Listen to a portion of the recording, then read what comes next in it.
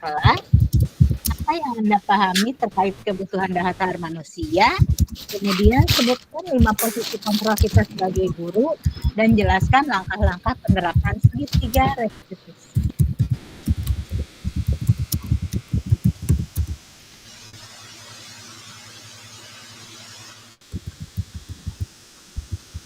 Bu Ai Ya. izin baru datang, nanti buka laptopnya. Oh iya, siap.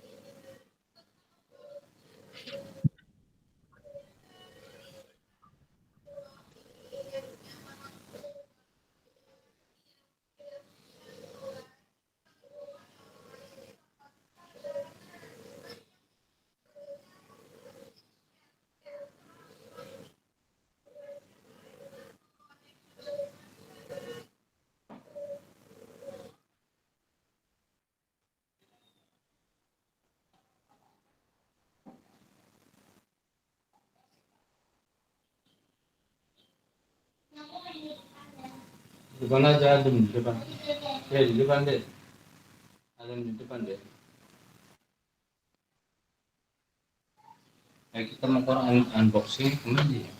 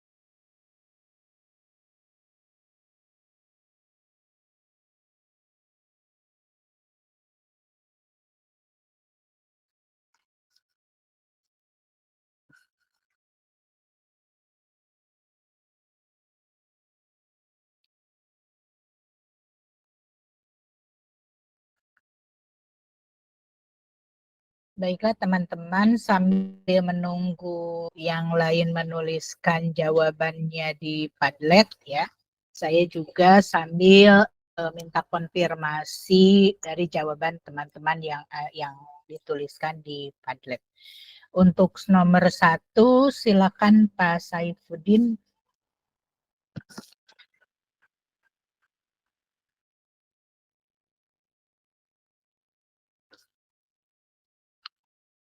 Pak Saifuddin ada?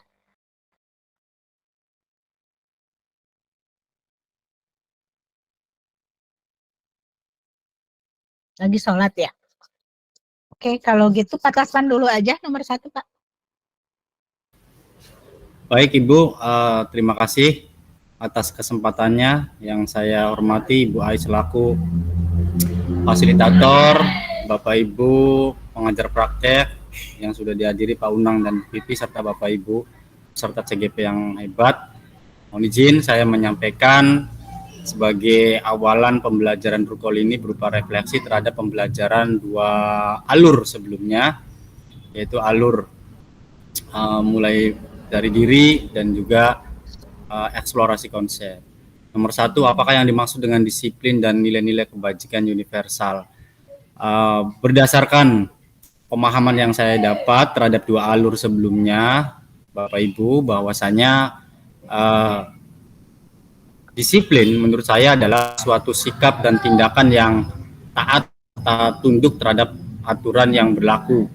Sementara nilai-nilai kebajikan universal adalah suatu konsensus atau kesepakatan yang tumbuh dan berkembang di lingkungan masing-masing terkait dengan nilai-nilai kemanusiaan yang sifatnya itu menyeluruh atau bersifat universal itu sendiri. Itu mungkin Bu terkait dengan disiplin dan nilai-nilai kebajikan universal yang bisa saya refleksikan sebagai hasil belajar kemarin. Terima kasih. Oke. Terima kasih Pak Taspan ya yang sudah memberikan reviewnya ya bahwa menurut Pak Taspan gitu bahwa disiplin itu adalah sikap dan tindakan yang tunduk pada sebuah aturan, sedangkan nilai kebajikan universal adalah suatu konsensus terkait nilai-nilai kemanusiaan yang bersifat menyeluruh ya. Jadi universal itu sama dengan menyeluruh. Oke, nomor 2 dulu kita lanjut. Pak Supandi, silakan.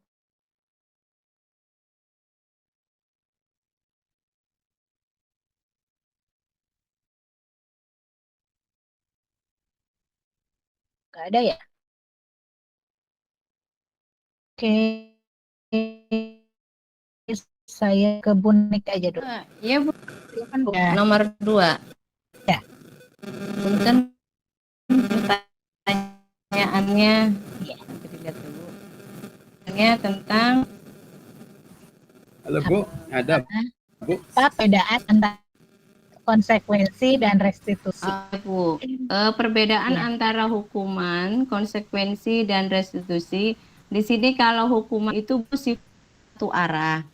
Terus juga ada perasaan yang negatif di dalam. Biasanya ada efek yang membuat siswa yang tidak baik yang akan diterima oleh siswa pada hukuman ya Bu. Sedangkan pada konsekuensi di sini ada kesadaran siswa itu sendiri di mana mereka akan menerima kesalahan atau perilaku yang mereka lakukan. Sedangkan pada restitusi di sini adalah di mana kedisiplinan, disiplin positifnya kita tidak menekankan anak itu berbuat satu kesalahan dalam berperilaku, tetapi kita menuntun mereka sehingga mereka menemukan sendiri Bu nilai-nilai apa yang mereka langgar sehingga mereka mau memperbaikinya secara dan tanggung jawab. Mungkin itu jawaban dari saya Bu Ai. Iya, terima kasih Bu Nanik, jawaban yang seru ya, yang bagus.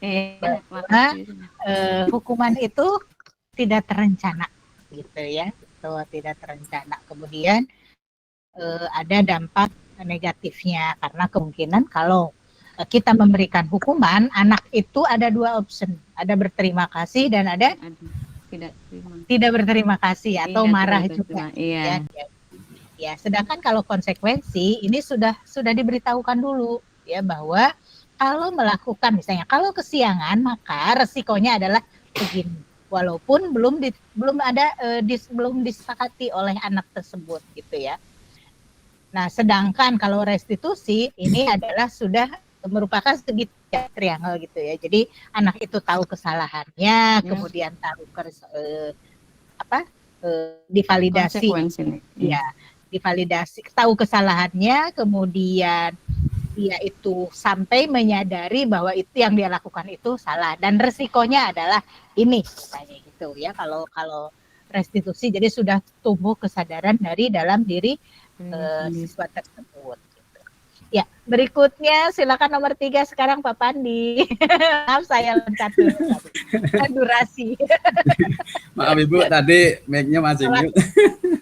Kirain salat. Bagaimanakah merumuskan keyakinan kelas? Menurut saya bahwa keyakinan kelas itu akan kita susun bersama murid-murid dengan dibersamai oleh Bapak atau Ibu guru di kelas. Nah, setelah itu dari keyakinan itu akan disepakati bersama, kemudian dilaksanakan juga secara bersama-sama. Itu Bapak dan Ibu. Nah, gitu Ibu Ai. Iya, terima kasih Pak Pandi ya bahwa tentunya dalam merumuskan keyakinan kelas itu ya tadi ya Bapak harus melibatkan murid ya. Kemudian setelah melibatkan murid sampai mereka menyepakati dan meyakini gitu ya bahwa tadi lagi kalau melakukan satu kekeliruan akan ada risiko yang diterima ya. Sehingga mereka yakin dan nantinya itu tidak di. Kemudian nomor 4 kita sampai nomor 4 ya sekarang.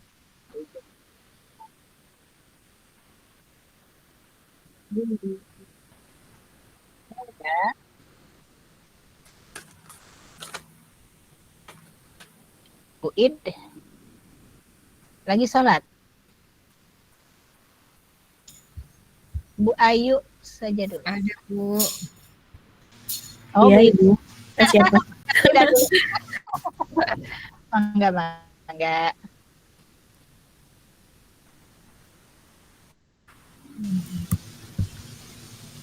Yang nomor Ibu. Yang Ibu nomor Ida atau Ibu Ayu? Bu Ida dulu. Oh ya, boleh. Nomor berapa tadi ya? Iya. Nomor 4 ya Bu ya? Ya, apa yang Ibu pahami terkait kebutuhan dasar manusia. Iya. Terima kasih Bu Ai. Di sini saya coba untuk menjawab pertanyaan nomor 4.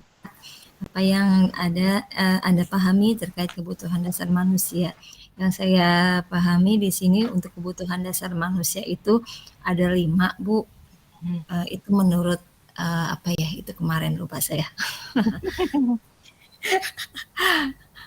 Yang pasti di situ butuh adanya pengakuan ya Bu, butuh adanya cinta, kemudian adanya kekuatan, kebebasan, kebahagiaan ya, apalagi itu ya. Barangkali itu Bu, sementara yang saya jawab. Terima kasih. Hidup Bu ya. Iya, jadi ini sengaja saya geserkan yang Ibu Ida. Jadi kebutuhan dasar manusia itu ya berarti dasar itu yang paling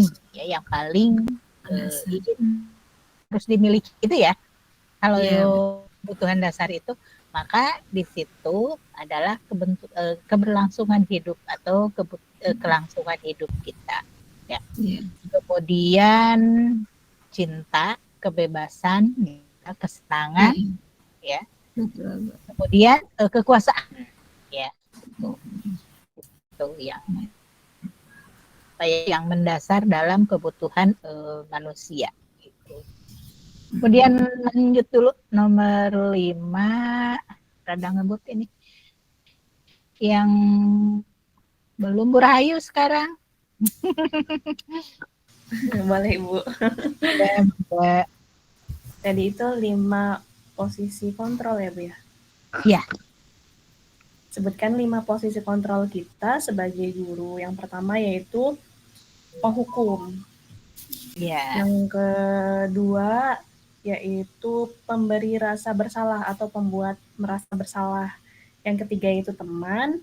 Yang keempat adalah pemantau. Dan yang terakhir 5 sebagai manajer, di mana penghukum itu biasanya menggunakan hukuman secara verbal maupun fisik, ini langsung gitu kan. Sedangkan pembuat merasa bersalah biasanya memberikan perasaan tidak nyaman gitu pada si pembuat kesalahan itu gitu. Jadi membuat siswanya itu merasa bersalah, tidak nyaman gitu. Nah, yang ketiga itu teman, di mana diposisikan murid itu ya sebagai teman kita gitu, seperti tidak ada sekat gitu. Yang keempat yaitu pemantau, di mana posisi pemantau itu berdasarkan pada peraturan dan konsekuensi. Dan yang terakhir 5 yaitu manajer, adalah sisi guru, di mana guru itu tuh berbuat sesuatu bersama dengan murid untuk mencari solusi-solusinya atas permasalahan yang telah dibuat gitu, Bu. Itu sih yang saya pahami, Bu. Terima kasih. Terima kasih Bu Rahayu. Iya ya, jadi dari 5 posisi kontrol itu kita ada di mana nih? Ayo teman-teman, ada di mana? Di penghukum, teman, pembuat rasa bersalah, atau sudah sampai di posisi manajer? Nah, itu ya. Masih penghukum, Bu. Jadi kita bisa merefleksi diri sendiri gitu. Oh iya, saya tuh ada di posisi mana gitu. Apakah masih sebagai penghukum gitu ya. Kemudian ternyata saya mah udah jadi manajer nih gitu. Itu ya mungkin idealnya kalau posisi manajer itu adalah ideal seorang guru gitu mungkin ya. Jadi sudah bisa mengelola pembelajaran yang berpihak pada murid. Kalau penghukum masih bukan nggak bagus juga, karena ada kadang-kadang situasi di mana memang kita dihadapkan harus seperti itu gitu. Hanya mungkin kalau sekarang Bapak Ibu sudah menjadi calon guru penggerak, posisi sebagai penghukum itu diminimalisir gitu ya, bukan dihindari, mungkin ya diminimalisir kalau bahasa saya seperti itu. Ya, kemudian sekarang kita ke nomor 6 ya. Iya, Nomor 6, jelaskan langkah-langkah penerapan segitiga restitusi. Ya, silakan Pak Asmuni. Siap Ibu. Siap. Oke, Bismillah, Assalamualaikum warahmatullahi wabarakatuh. Waalaikumsalam warahmatullahi wabarakatuh. Izin menjawab. Pertanyaan ke-6, jelaskan langkah-langkah penerapan segitiga restitusi. Untuk pertanyaan ini, kurang lebih saya dan kawan-kawan secara sekilas sangat mirip Ibu, sama langkah-langkahnya, yaitu menstabilkan identitas, memvalidasi kesalahan, dan menanyakan keyakinan. Itu langkah-langkah penerapan segitiga restitusi. Ada 3 Ibu. Itu saja Ibu, terima kasih. Assalamualaikum warahmatullahi wabarakatuh. Waalaikumsalam warahmatullahi wabarakatuh. Ini juga mungkin segitiga restitusi itu adalah ini tertinggi dari budaya positif gitu ya, karena dimulai dari menanyakan kepada anak kesalahannya, kemudian menurut kamu ini atau salah, divalidasi, kemudian yang terakhirnya adalah menanyakan keyakinan, benar nggak sih menurut kamu itu yang sudah diambil gitu. Yang sederhananya dari. Oke, terima kasih teman-teman. Mari kita lanjutkan ke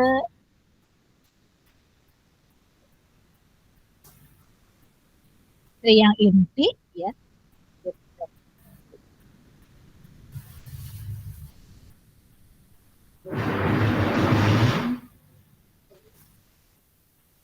Nah, ini. Sana. Ya. Nah, jadi kalau kita dibuatkan mind map mungkin Ya, kira-kira gitu gambarannya seperti ini. Jadi dari budaya positif ini terdiri dari materi 6 materi besar ya.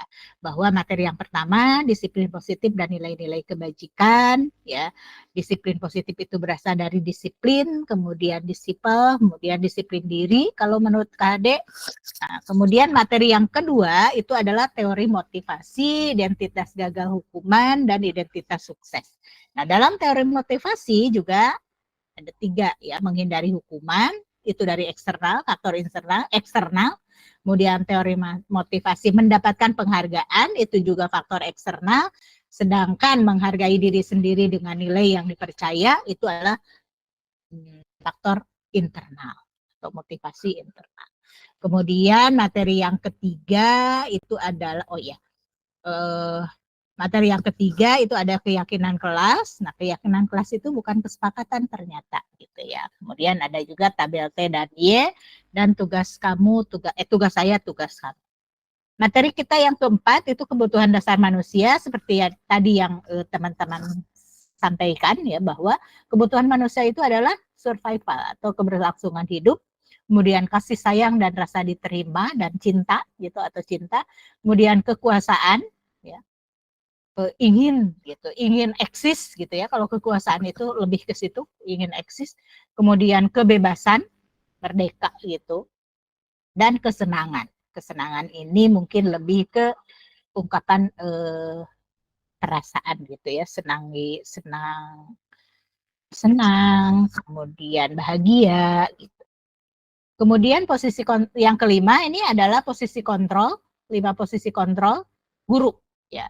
Baik sebagai yang pertama yang penghukum, kemudian rasa bersalah, kemudian sebagai teman, pemantau, dan manajer. Ya, dan saya berharap bahwa kita sudah sedikit melakukan posisi kontrol sebagai penghukum dan kita lebih berusaha melaksanakan atau mengimplementasikan dalam pembelajaran itu adalah posisi guru sebagai manajer. Kemudian materi yang keenam itu adalah segitiga restitusi. Nah, ini ada 3 langkah-langkahnya. Yang pertama menstabilkan identitas, ya. Kemudian memvalidasi tindakan yang salahnya, kemudian menanyakan keyakinan. Jadi kayak tadi misalnya, kamu melakukan apa gitu. Kemudian benar itu salah.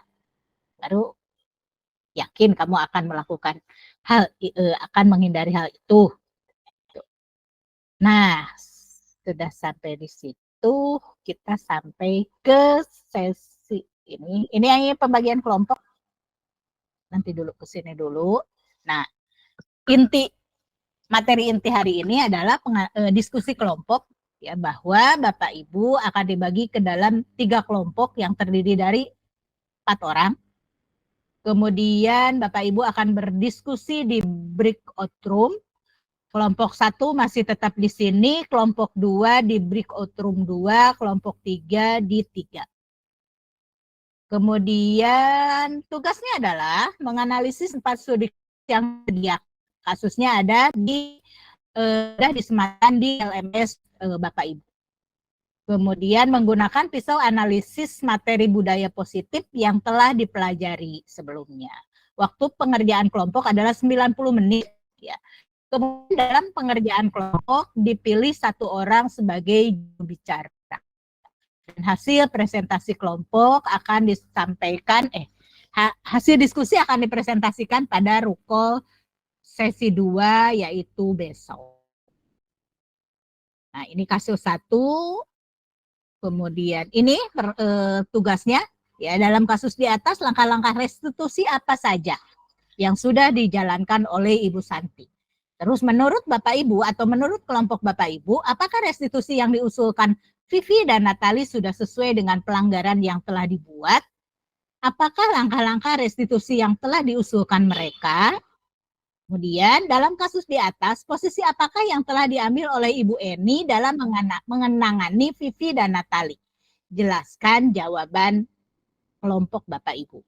Kemudian jika Anda adalah Pak Hasan, bagaimana Anda menyikapi langkah yang ditempuh Ibu Santi? Kemudian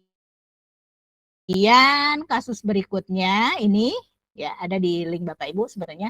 Tugasnya ini, sikap posisi apakah yang diambil oleh Bapak Lukman. Berarti ini adalah lebih ke posisi kontrol, 5 posisi kontrol ya. Jelaskan apa indikatornya. Dan bila Bapak Lukman mengambil posisi manajer, kira-kira apa yang akan dikatakannya? Pertanyaan-pertanyaan seperti apa yang akan diajukan ke Sabrina? Silakan dijelaskan. Ya, kemudian kira-kira bila Anda adalah kepala sekolah di sekolah tersebut, nilai kebajikan apa yang ingin dituju oleh peraturan harus berwarna hitam. Kemudian bagaimana Anda menyikapi langkah yang diambil Pak Lukman mengenai kasus tersebut. Itu untuk kasus 2. Kemudian ini kasus 3. Iya, jadi ya. Jadi silakan dibaca kasusnya. Kemudian posisi kontrol apa yang diambil Ibu Dani dalam pendekatannya kepada Pajar? Membaca sikap Pajar, kira-kira kebutuhan apa yang diperlukan oleh Pajar? Bila mana Ibu Dani mengambil posisi pemantau, apa yang akan dilakukan atau dikatakan olehnya? Pertanyaan-pertanyaan seperti apa yang akan diajukan? Silakan dijelaskan.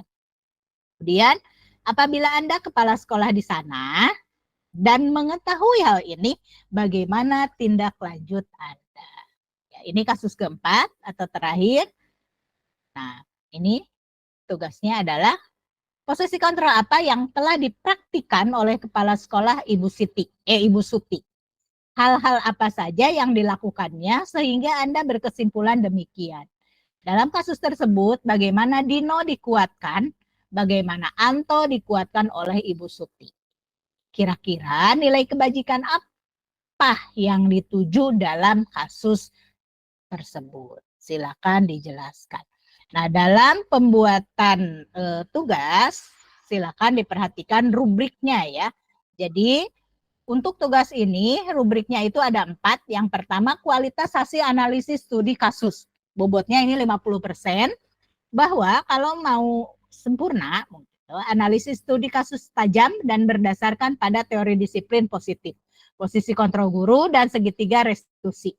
Ada unsur refleksi dari hasil analisis yang menarik dan atau mengandung unsur tak terduga. Kemudian yang kedua, efektivitas penyampaian atau penyajian studi kasus. Penyampaian kelompok sangat baik jika penggunaan bahasa sangat komunikatif, pemilihan kata dan proyeksi vokal setiap anggota kelompok harmonis dan kompak, setiap anggota kelompok tampak berkontribusi dan bertanggung jawab, terlihat dari presentasi materi yang menjadi bagiannya, penyajian secara keseluruhan sangat menarik untuk diikuti dan penyampaiannya pun mudah dicerna. Ini poin ketiganya, masukan dan atau tanggapan. Kelompok sangat aktif dan apresiatif dalam memberikan tanggapan atau masukan konstruktif kepada kelompok penyaji. Seluruh anggota kelompok tampak menyimak dan memberikan perhatian penuh pada saat kelompok penyaji memberikan presentasi. Dan yang terakhir, pengaturan waktu akan sangat baik ya, jika penyampaian materi padat dengan waktu yang sangat efektif. Waktu yang diberikan antara nanti itu presentasinya 30 menit ya, 20 menit pemaparan, 10 menit ya udah tanggapan konstruktif. Sangat nah, itu kemudian kelompok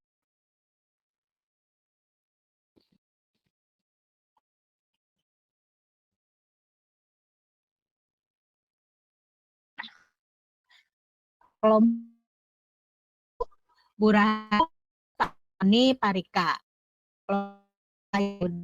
Bunani Supandi, Ida Bundi. Beliau berhalangan masuk di kelas A, jadi nitip ke sini. Silakan nanti Pak Ilham boleh bergabung di kelompok 1. Ya. Apakah sudah bisa dipahami teman-teman? Siap Ibu. Ini Siap sudah Ibu. Ya. Kelompoknya sudah apa? Iya Bu. Oke, sekarang Ibu tutup dulu, Ibu stop dulu share screen-nya. Silakan teman-teman bergabung ke kelompoknya masing-masing. Kelompok 2 atau kelompok 2 silakan bergabung di room 2. Ya, kelompok 3 bergabung di room 3. Kelompok 1 masih tetap di sini di main room. Silakan.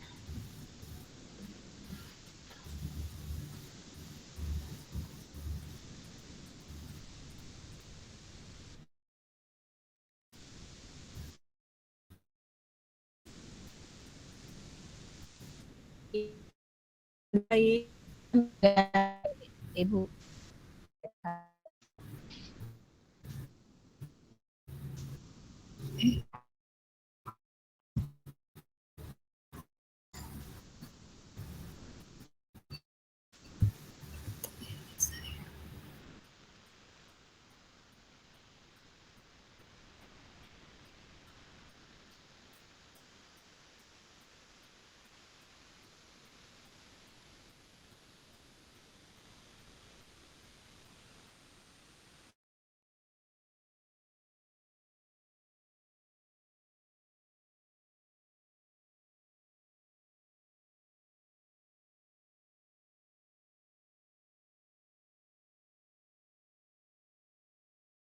Diskusinya 95 menit, Pak.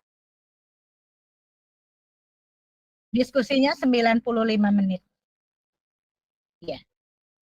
Sampai nanti pukul 17.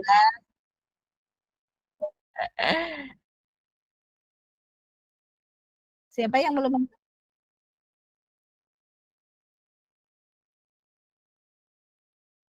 Masih di jalan.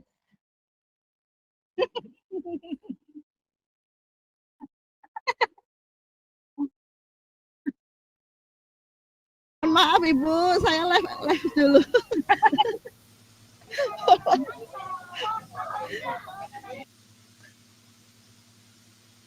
Bukannya Bu Lilis di sini ya, di main room ya? Ya, silakan.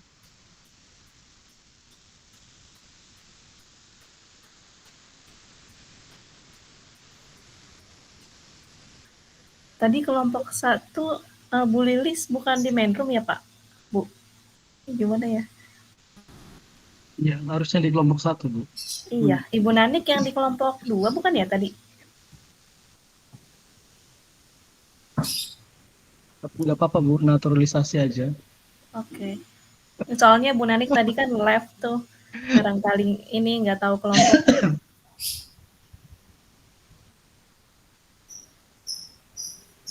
Pak Ilham, mangga. Ya, kenapa Pak?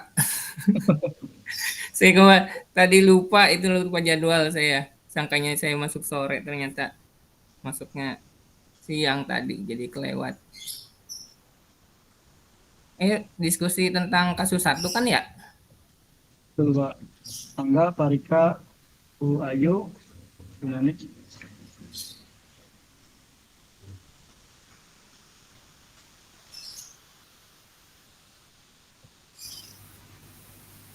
Mangga Pak.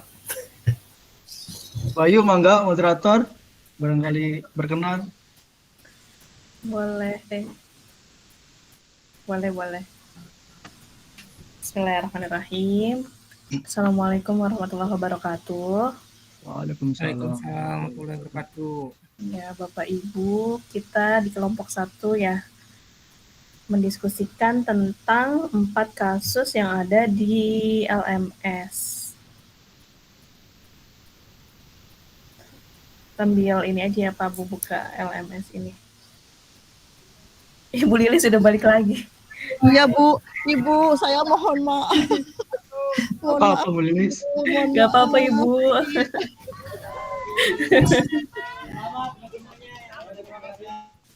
Belum ngopi nih Bu Lilis kayaknya. Saya masih jet lag Ibu, Bapak mohon maaf. Gak apa-apa Ibu.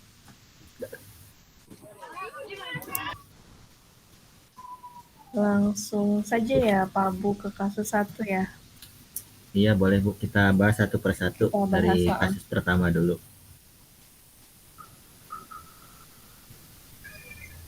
ya kasus pertama dulu nih. Ini ada kasus pertama itu tentang Ibu Santi yang sakit lalu digantikan sama Ibu Eni gitu ya.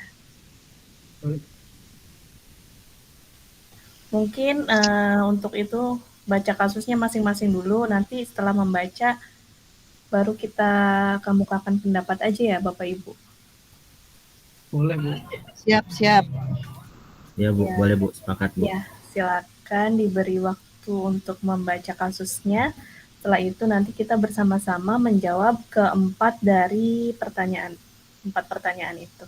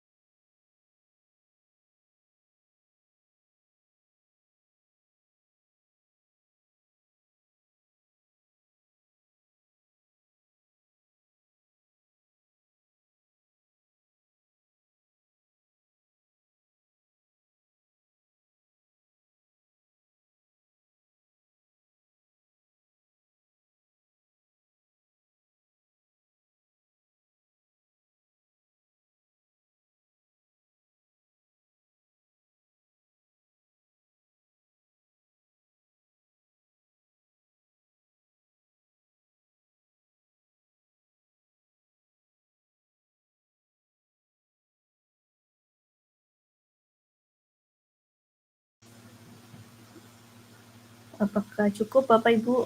Langsung ini ya.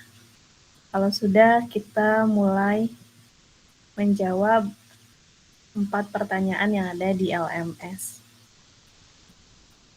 Siapa yang berkenan untuk ini?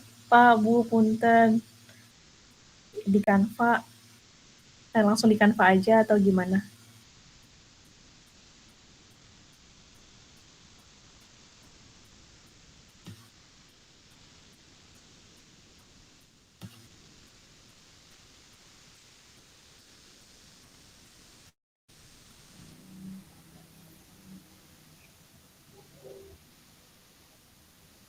Didiskusikan aja dulu. Mau ya. langsung didiskusikan ya silahkan Bu. Poin-poinnya dulu. Poin yang pertama aja, pertanyaan pertama. Ya, dalam kasus di atas, langkah-langkah restitusi apa saja yang sudah dijalankan oleh Ibu Santi?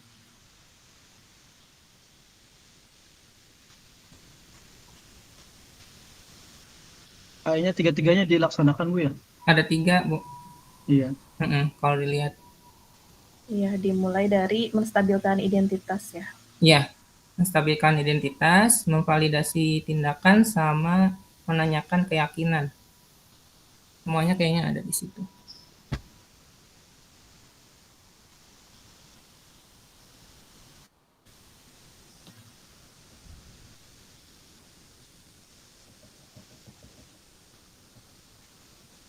Oke.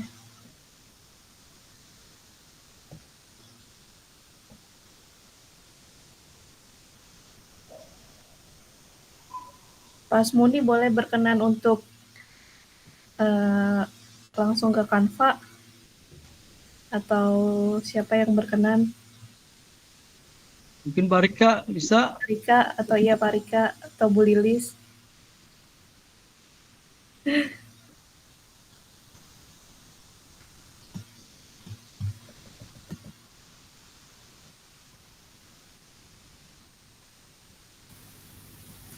Oke, Bapak Ibu mohon maaf, barusan ada hal dulu sebentar.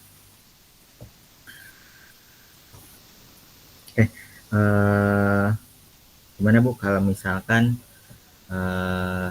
kita ya untuk sementara ini sih kita tulis aja dulu Bu sih dalam catatan kecil gitu kan, kalau nggak di buku atau bisa diketik Bu di Word gitu kan, supaya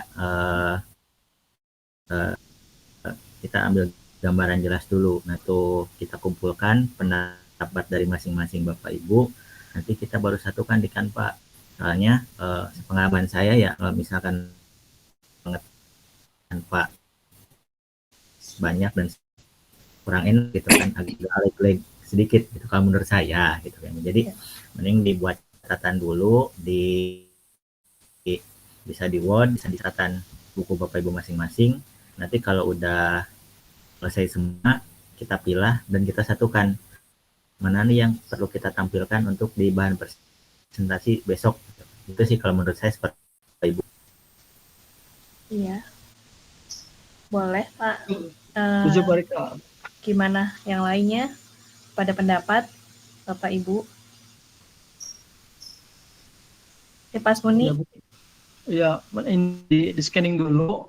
Ini arah pertanyaannya apa, dijawab, sepakati, nanti bisa dirangkum poin-poin pentingnya yang bisa kita tampilkan di Canva. Dibahas dulu aja. Jawab aja dikit-dikit. Kalau bisa lah, jangan langsung. Boleh, bisa mulai sedikit aja nih, saya sedikit membaca. Kalau dari saya sih, dari pertanyaan nomor 1 itu adalah dalam kasus ini langkah-langkah restitusi apa saja sih yang sudah dijalankan oleh Ibu Santi. Kalau setahu kita kan restitusi itu ada 3 ya Bapak Ibu. Ada menstabilkan identitas, ya kemudian validasi tindakan, kemudian menanyakan keyakinan. Nah, kalau yang saya baca di sini dari ini langsung kepada validasi gitu kan. Bahkan di sini langsung menanyakan apakah mereka langsung memperbaiki permasalahan gitu kan. Belum kepada identitas sih di sini mereka bersedia melakukan ini termasuk. Jadi kalau langkah-langkah yang pertama Ibu ini sudah melakukan sih Bapak Ibu 3 tahapan itu.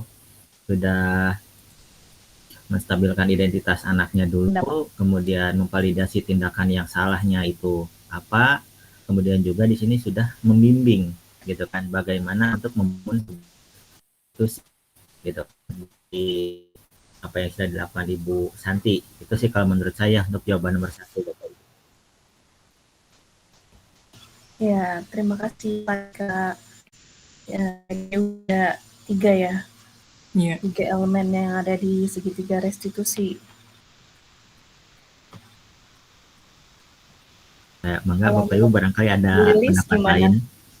Ada pendapat lain? Ya, mohon maaf Ibu, saya terlambat. Bukan terlambat, tadi untuk off cam dulu saya. Kebetulan FLS 2. Kebetulan saya ketua panitianya, jadi mohon maaf kalau terganggu. Tapi tadi sedikit membaca tentang kasus 2 Bu, tentang Sabrina yang hari itu bangun terlambat karena terburu-buru sampai di sekolah. Nah, menurut pendapat saya setelah saya membaca cerita ini, apa yang dilakukan oleh Sabrina memang salah karena mungkin dia tidak prepare dari malamnya sehingga datang ke sekolahnya terlambat. Nah, Memang tetapi anak yang bersalah tidak serta-merta kita berikan langsung judgement bahwa anak itu salah. Nah, yang dilakukan oleh Pak Lukman menurut pendapat saya kurang tepat. Harusnya kita tanyakan terlebih dahulu bagaimana kronologisnya, bagaimana kenapa hal itu bisa terjadi, dan selanjutnya memang kita berikan sanksi sesuai peraturan yang berlaku, karena kalau peraturan yang berlaku tidak kita terapkan dengan baik, nanti akan bumerang pada diri kita, kembali ke diri kita sendiri yang sebagai pembuat peraturan. Pada itu mungkin bisa dengan kata-kata yang baik, mungkin bisa dengan edukasi, mungkin bisa dengan memberi nasihat, tetapi cenderung memberikan semangat pada anak-anak itu. Nah, menurut pendapat saya apa yang dilakukan oleh Pak Lukman itu kurang tepat, dan untuk menyikapi, untuk seandainya boleh memberikan hukuman atau sanksi yang kira-kiranya itu ada nilai pelajaran. Mungkin menurut pendapat saya seperti itu, Bu. Nah, terima kasih Bu Lilis. Tapi ternyata kasus 2 udah dijawab sama Ibu Lilis secara detail. Ya, itu untuk ini ya, catatan kita di kasus 2 udah secara detail dan gamblang dijelaskan sama Ibu Lilis tadi. Berarti kasus 2 sudah ada pencerahan. Tapi mohon maaf ya Bapak Ibu, balik lagi kasus yang sama, ada 3 pertanyaan yang belum terjawab atau pesan gitu. Iya, silakan. Yang apa yang belum? Yang kedua ya Pak, 2, 3, dan 4. Yang menurut Anda, apakah restitusi yang diusulkan oleh Vivi dan Natali sudah sesuai dengan pelanggaran yang telah dibuat? Apakah langkah restitusi yang telah diusulkan mereka? Apakah langkah-langkah restitusi yang telah diusulkan oleh mereka? Kalau misalkan menurut saya sih sudah sesuai ya. Kalau misalkan saya baca di sini, menurut saya sudah sesuai. Terus langkah-langkahnya itu mereka mengusulkan bagaimana kalau mereka mengadakan sebuah diskusi kelompok dengan teman-temannya, teman-teman sekelasnya ya. Di situ kan ada tuh. Terus teman yang mereka pilih adalah penerapan keyakinan kelas, terutama tentang sikap saling menghormati dan bagaimana penerapan yang di kehidupan sehari-hari gitu. Sehari-hari di sekolah. Usulan keduanya adalah mengirim email kepada Ibu Eni tentang gagasan mereka tersebut. Terus ada lagi mereka pun memberitahu Ibu Eni bahwa mereka telah memberitahu kepala sekolah Pak Hasan bila lain waktu ada ketidakadaannya, kalau nggak salah ketidakadaan buku maka mereka akan menggunakan mengusulkan Ibu Eni sebagai guru pengganti, seperti itu. Ya, terima kasih Pak Ilham atas pendapatnya. Berarti di situ sudah sesuai ya? Ya, kalau restitusi sudah sesuai. Restitusi pelanggaran yang telah dibuatnya itu sudah sesuai gitu kan. Langkah-langkahnya juga udah ada semua dipaparkan ya dalam kasus tersebut tuh. Gimana, ada yang lain, Ibu Bapak, atau sepakat sama dengan Pak Ilham? Ada pendapat lain silakan Ibu. Kalau menurut saya seperti itu. Ya kurang lebih sama, Pak. Arahnya ke sana. Oke. Ya berarti ya menurut saya juga ya sama, sudah ada langkah-langkah konkretnya gitu kan yang dilakukan oleh Vivi dan Natali, sudah sesuai dengan pelanggaran yang telah mereka buat. Oke. Sambil ya Pak Bu. Sayangnya. Kecepatan nggak Bu? Kalau kecepatan diulangi lagi biar ini. Itu menurut catatan saya sih yang saya baca di sini gitu.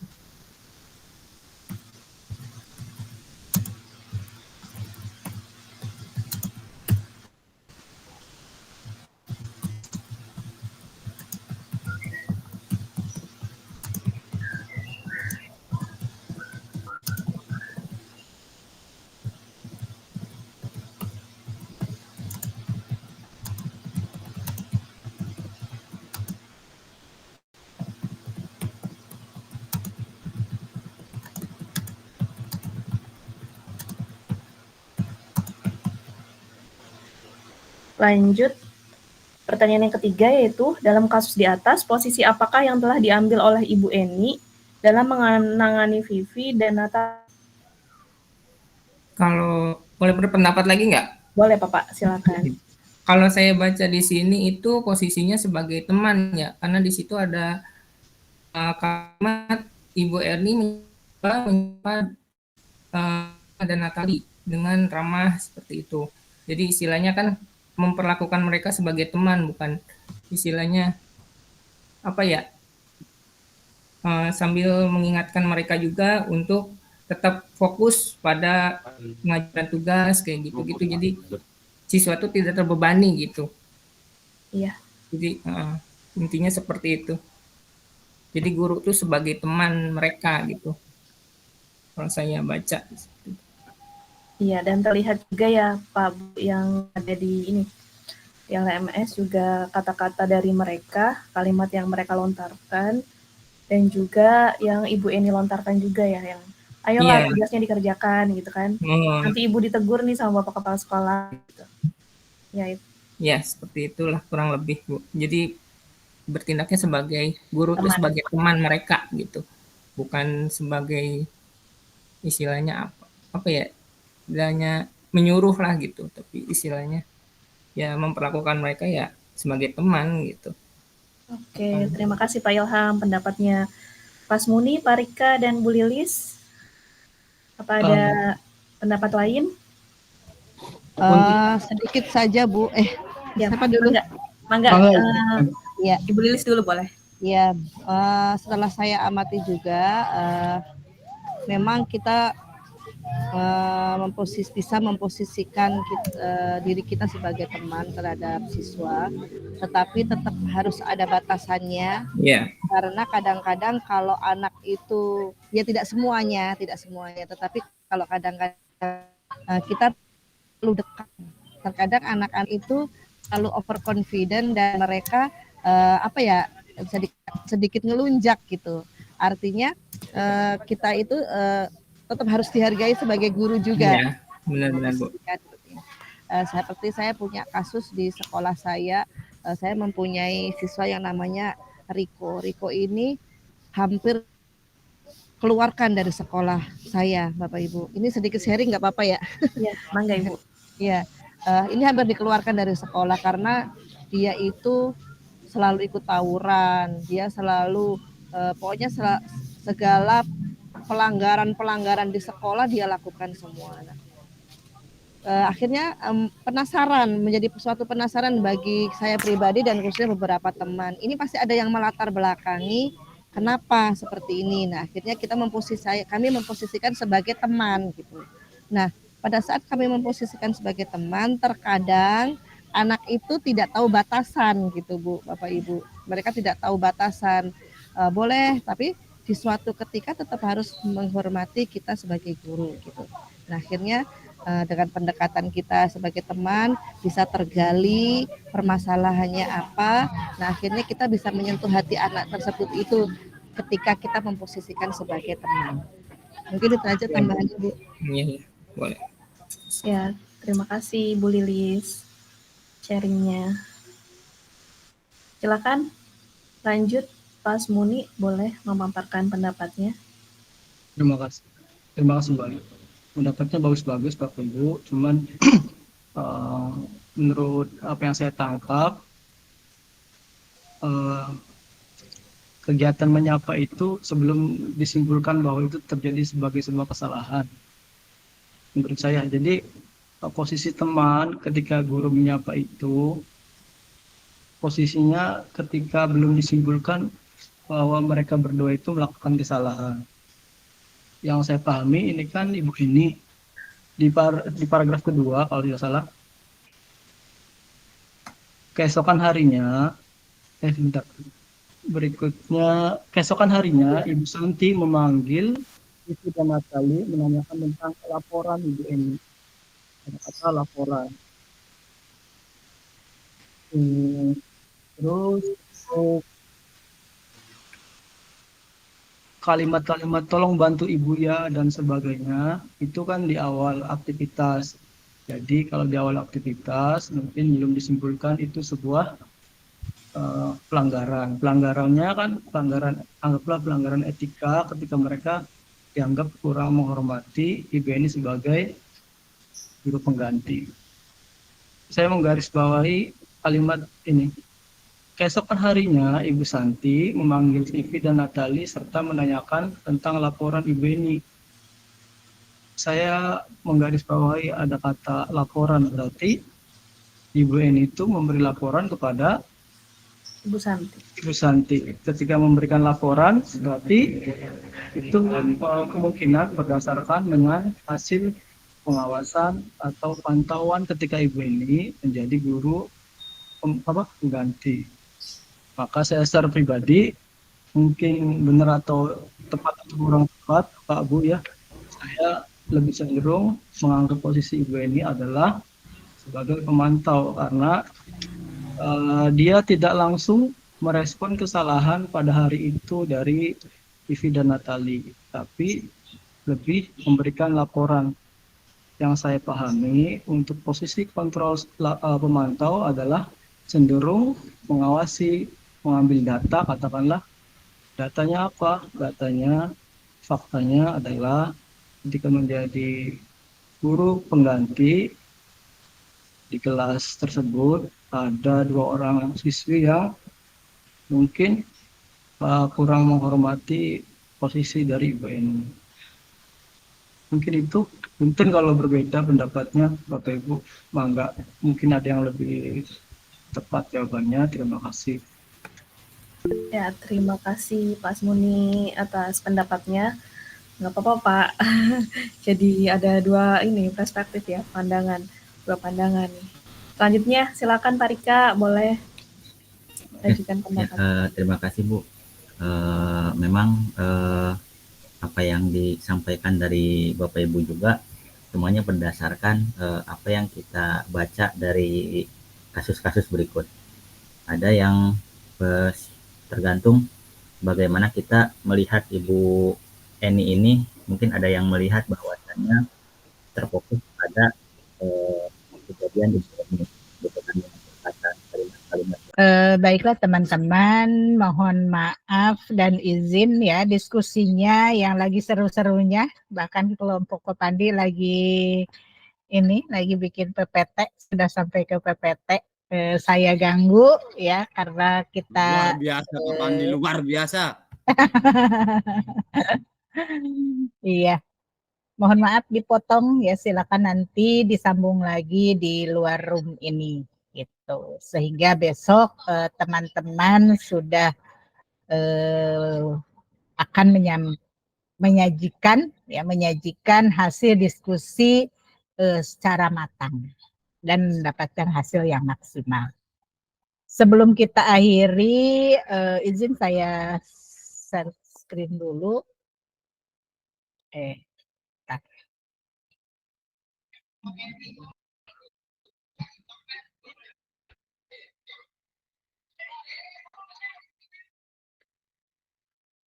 Dari dulu. Nah, kita ke review aktivitas pembelajaran dari hari ini ya. Rukun hari ini aktivitas pembelajaran Bapak Ibu itu apa dengan model 4F ya. Fact atau peristiwa, feeling atau perasaan, finding atau pembelajaran, future atau perubahan. Mohon maaf kalau bahasa Inggris saya kurang bagus. Tetapi dalam pelaksanaannya silahkan kita kembali ke Padlet ya. Jadi supaya kalau ada yang tidak kebagian berbicara, hasil pekerjaan teman-teman tetap bisa saya dokumentasikan. Silakan.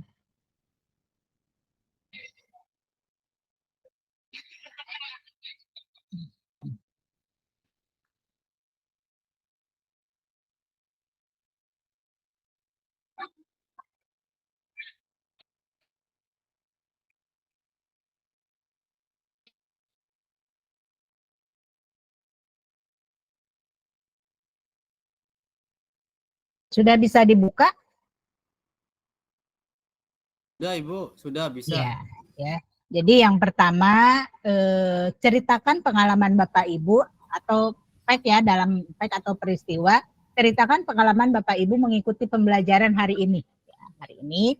Kemudian yang kedua, bagaimana feeling atau perasaan Bapak Ibu selama pembelajaran berlangsung hari ini juga.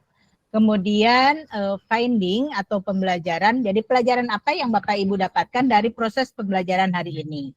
Kemudian yang terakhir, future atau penerapan, apa yang Bapak Ibu lakukan dengan lebih baik jika Bapak Ibu melakukan hal serupa di masa depan. Gitu ya. Silahkan.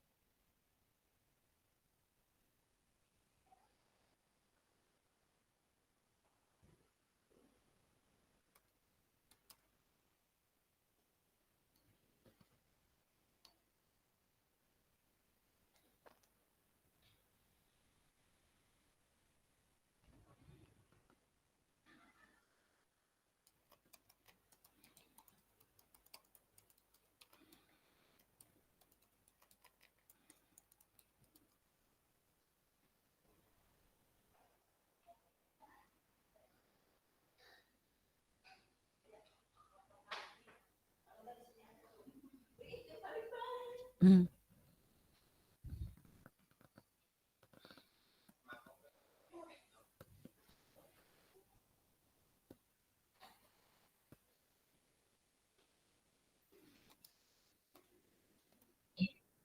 ini?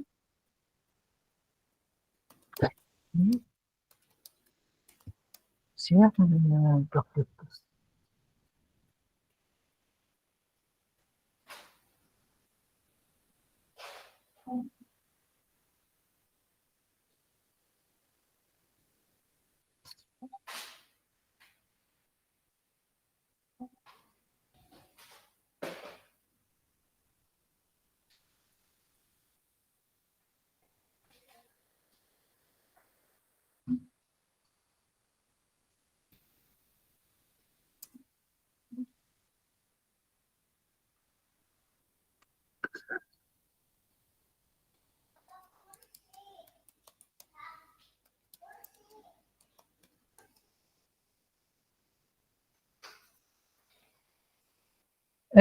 Baiklah, Bapak Ibu CGP hebat, sambil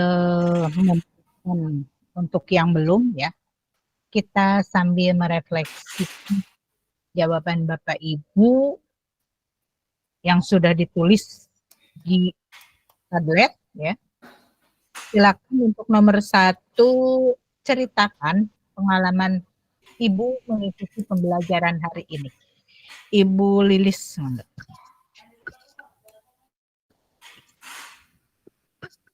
Iya, terima kasih Ibu atas waktunya diberikan kepada saya. Hari ini merupakan hari yang sangat mendebar-debarkan bagi saya, Bu. Dak-dikduk nggak karuan, Bu. Mohon maaf tadi ada sedikit kendala. Jadi hari ini saya sangat bersemangat untuk berdiskusi dengan kawan-kawan, tetapi di lain pihak saya juga harus segera menyelesaikan kegiatan saya, Bu. Saya kebetulan ada kegiatan FLS 2M tingkat kabupaten dan kebetulan saya sebagai ketua panitia, jadi mohon maaf sekali. Nah, itulah kekhawatiran saya karena saya yakin bahwa saat berdiskusi ini adalah saat yang sangat menyenangkan. Saya bisa berjumpa dengan kawan-kawan meskipun di dunia maya gitu. Itu saja Bu, terima kasih. Ya, terima kasih Bu Rilis atas refleksinya ya, peristiwa yang dialami atau yang diikuti pada pembelajaran hari ini. Kemudian untuk feeling atau perasaan, silakan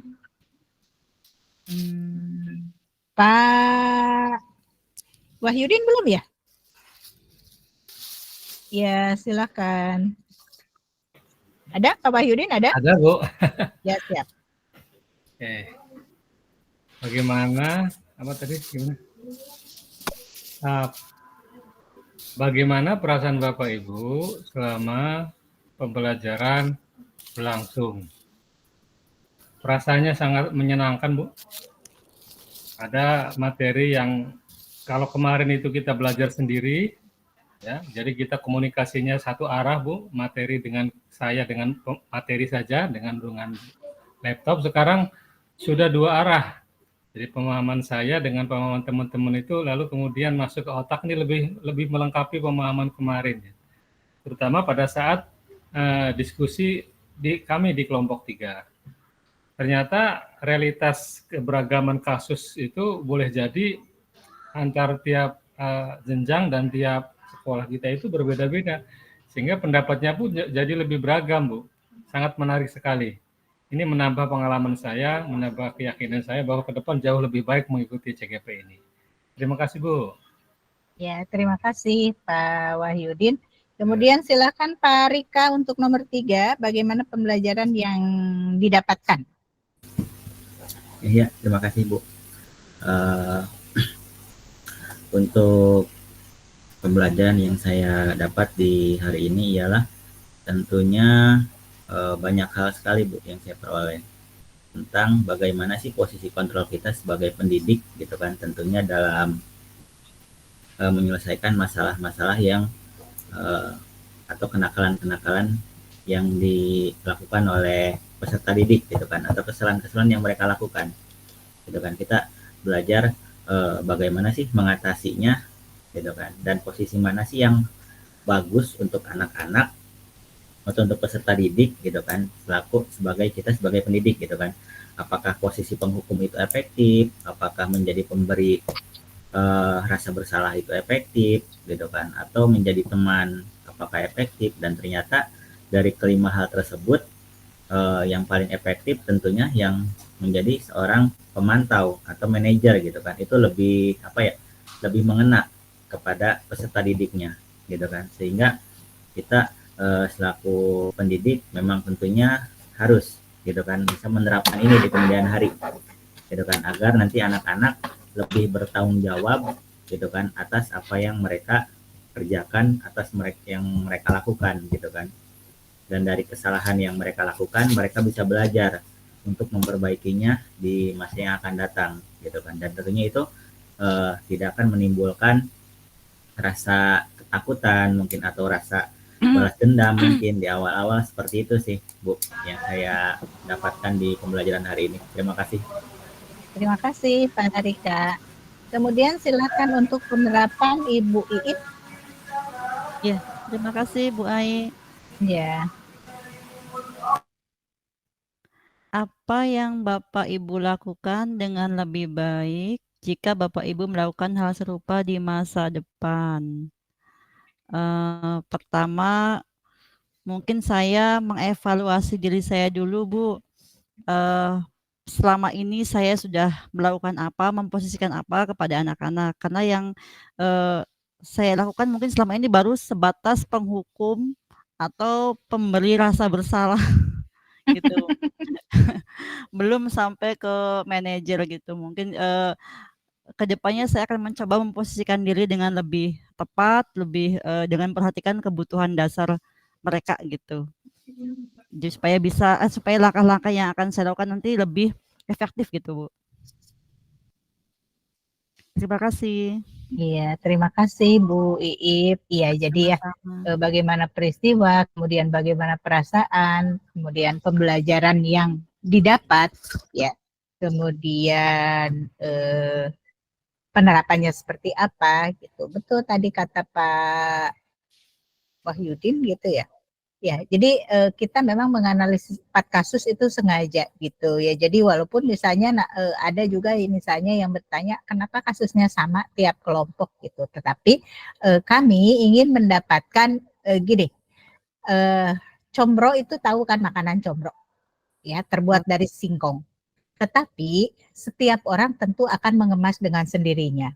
Contoh misalnya yang satu ya udah tinggal diparut, masukin oncom, goreng. Atau misalnya yang satu lagi, enggak Bu, yang renyah itu begini, yang renyah itu begini. Jadi, nah itu juga sama dengan permasalahan yang sama, tentu akan mendapatkan masukan-masukan, kemudian yang bisa kita dapatkan dan nantinya kita implementasikan di dalam kehidupan kita sebagai guru di sekolah. Nah, tentunya itu akan sangat baik dan sangat bermanfaat bagi kita semua. Ya, teman-teman CGP hebat ya dari Indramayu. Ya kita sampai. Terima kasih atas refleksinya. Yang lainnya insya Allah nanti saya baca. Sehubungan dengan waktu juga yang sudah mau hampir maghrib ya. Terima kasih atas kehadiran teman-teman semuanya. Mohon maaf jika waktunya terganggu. Kemudian kita bertemu lagi besok. Semoga kita selalu diberikan kesehatan, keselamatan, dan kekuatan gitu ya, sehingga bisa bertemu lagi dalam sesi 2 yaitu presentasi di ruang tatang maya ini. Ya, sebelum kita mengakhiri, silakan untuk salah satu teman memimpin doa.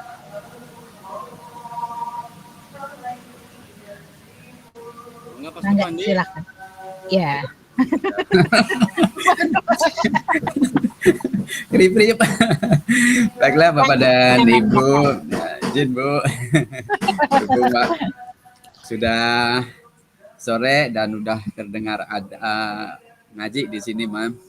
Iya. Mudah-mudahan dari pertemuan hari ini dapat ilmu banyak yang kita dapatkan dan bisa bermanfaat buat kita semuanya untuk merefleksi diri menjadi pendidik yang lebih baik lagi. Ini Bapak dan Ibu, mari kita tutup acara pada kesempatan kali ini dengan membacakan hamdalah alhamdulillahirabbil alamin, dan terima kasih kembali lagi kepada Ibu Ai dan Mangga Ibu. Terima kasih Pak Pandi yang sudah memimpin doa kita ya. Sebelum kita tutup, kita foto bareng dulu. Silakan dibuka kameranya. Kameranya dibuka, Bapak Ibu. Kamera dibuka, Bapak Ibu. Walaupun kelihatan mukanya udah keleyep-keleyep, tapi keleyep-keleyep itulah yang jadi seni. Kapan lagi Bapak Ibu dipoto keleyep-keleyep kan? Siap ya. 1, 2, 3. Lagi bebas. 1, 2, 3. Satu kali lagi. 1, 2, 3. Oke. Terima kasih Bu Lilis. Ya. Sami-sami. Baiklah teman-teman, sebelum kita mengakhiri, sebelum kita bermagriban ya, ruang kolaborasi sesi 1 untuk kelas B saya akhiri. Ketemu lagi besok pukul 12.30 ya dalam sesi presentasi. Terima kasih. Assalamualaikum warahmatullahi wabarakatuh. Waalaikumsalam warahmatullahi wabarakatuh. Semuanya izin. Terima kasih Bu Ai. Sehat semuanya Bapak Ibu. Terima kasih Bapak Ibu semua, mohon maaf. Langsung Mangga.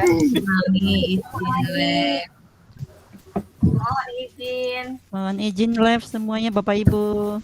Mangga, yang belum pulang hati-hati atas pantun. Selamat sore, sampai di rumah dengan selamat. Salam sehat, tetap bahagia. Semangat. Semangat. Bu. Ibu.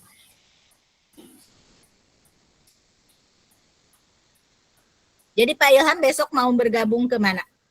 Langsung di sana? Kayaknya mah langsung di kelompok yang Kerawang deh, Bu. Oh iya. Nggak tahu juga, tapi boleh Kan gitu. nanti malam ada diskusi lanjutan katanya. Jadi silakan bergabung di sana.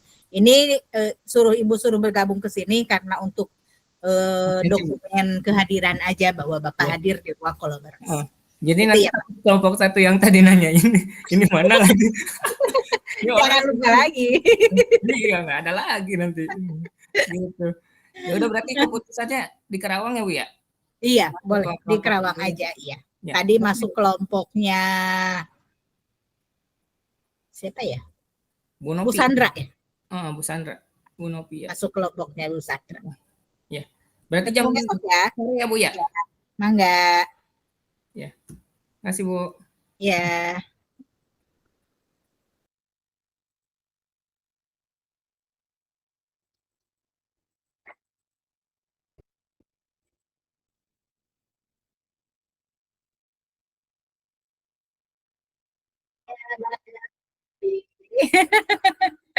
Sehat-sehat ya.